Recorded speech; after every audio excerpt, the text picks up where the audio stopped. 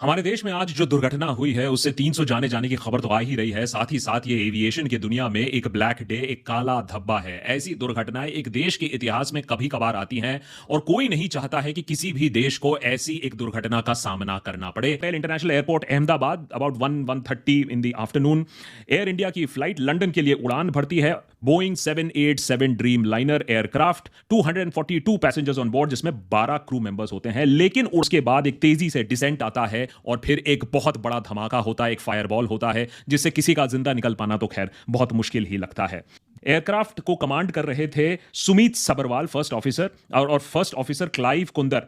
Captain Sumeet Sabharwal बोला जा रहा है 8,200 घंटे इनका फ्लाइंग एक्सपीरियंस था और जो को पायलट थे उनका 1,100 घंटे फ्लाइंग एक्सपीरियंस था। अब एटीसी की माने तो प्लेन निकलती है 139 पर रनवे से और उसके रनवे से निकलने के तुरंत बाद एक मेडे कॉल इशू किया जाता है। इसका मतलब है कि पायलट्स को इस बात का संज्ञान था कि कुछ बहुत ज्यादा खराब हुआ है प्लेन में, लेकिन जब एटीसी मेडे कॉल को रिस्पॉन्ड करने जाती है तो उनको कोई जवाब नहीं मिलता है और उसके बाद वो बड़ा विस्फोटक धमाका दिखता है। इनिशियल जो डेटा है, जो फ्लाइट रेडार 24 ये सब जो एयरलाइन को दुनिया भर में कैप्चर करती है, उनका इनिशियल डेटा और ये सारे एयरक्राफ्ट का डेटा लेती रहती है, उसको टैबुलेट करती रहती है। उनके मुताबिक उन्होंने ट्वीट पर जब डाला कि इस एयरक्राफ्ट की मैक्सिमम बैरोमेट्रिक एल्टीट्यूड पहुंची थी 625 फीट।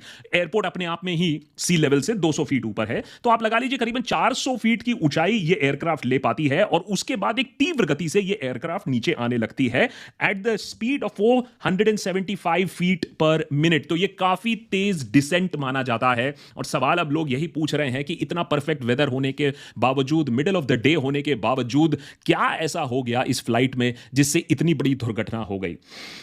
ऑब्वियसली बहुत सारे वीवीआईपीज होने की खबर है इस एयरक्राफ्ट में। Former chief minister of Gujarat Vijay Rupani भी इस एयरक्राफ्ट में थे और अभी तक जो गुजरात पुलिस से जो खबर आ रही है कि एयरक्राफ्ट से किसी की बचने की खबर, क्योंकि रनवे से कुछ ही दूर बाद जब मेघानी एरिया में ये जाकर बीजे मेडिकल कॉलेज के ऊपर जाकर गिरता है। काफी प्रेस्टिजियस मेडिकल इंस्टीट्यूशन है गुजरात में, देश भर में इसका नाम है और वहां काफी मेडिकल स्टूडेंट्स थे जो अपने लंच टाइम पर मेस में गए थे और कहा जा रहा है कि ये डायरेक्टली प्लेन उस एरिया पर जाकर गिरा जहां स्टूडेंट्स मौजूद थे।